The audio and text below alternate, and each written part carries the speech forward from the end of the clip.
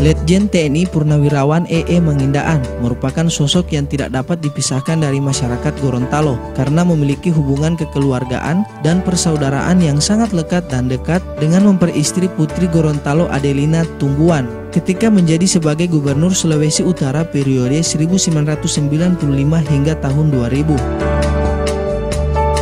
Di Gorontalo, Letjen TNI Purnawirawan E.E. Mangindaan yang menjabat sebagai Wakil Ketua MPR RI dan juga mantan Menteri Perhubungan RI di masa pemerintahan Presiden Susilo Bambang Yudhoyono melakukan kunjungan silaturahim dengan pemerintah Provinsi Gorontalo, di mana kunjungannya bersama istri dan rombongan PB Porma Esa tersebut diterima dan dijamu makan malam oleh Wakil Gubernur Gorontalo Dr. Andus Haji Idris Rahim MM bersama istri Dr. Haja Nurinda Rahim MSC di rumah jabatannya.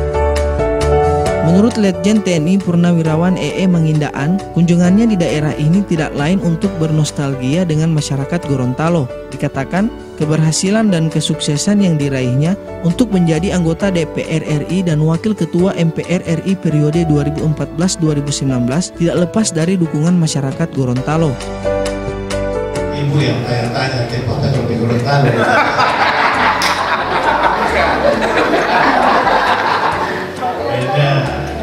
Masa tiba kalau tapi main tenis di Gorontalo, ibu mau ikut musuh pasti.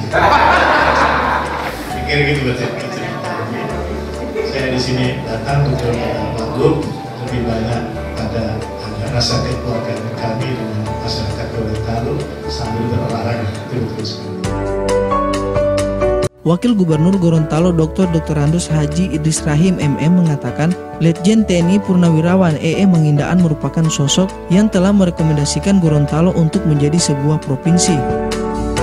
Waktu Pak Mangindaan sebagai Gubernur Sulawesi Utara, beliau yang merekomendasikan Gorontalo ini menjadi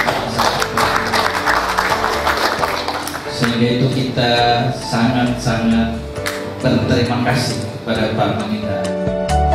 Jamuan makan malam yang turut dihadiri sejumlah pimpinan SKPD tersebut semakin bertambah meriah ketika tamu daerah ini menyanyikan beberapa lagu nostalgia.